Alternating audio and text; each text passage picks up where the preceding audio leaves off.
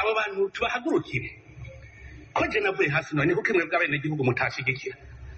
tubadome ku rutoki tubahare cyangwa bazotunesha abo bantu bari kurushi ntibashika n'ijana ndababwire abene gihugu twese tumva hasi umwe wese akavuga ati nguyu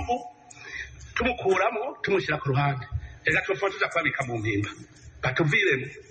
igihugu gitera imbere umuntu we w'indongozi nzosanga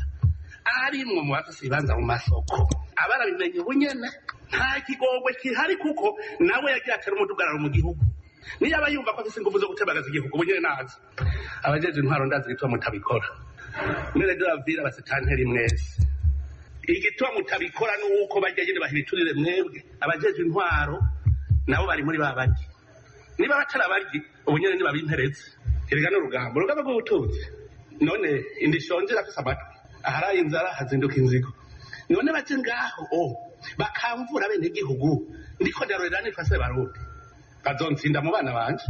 muga mwumve ko ari ibara kubona indongozi zishobora gukora ibintu nk'ivyo nimwamuzi ko muzokuzwa n'ivyagusa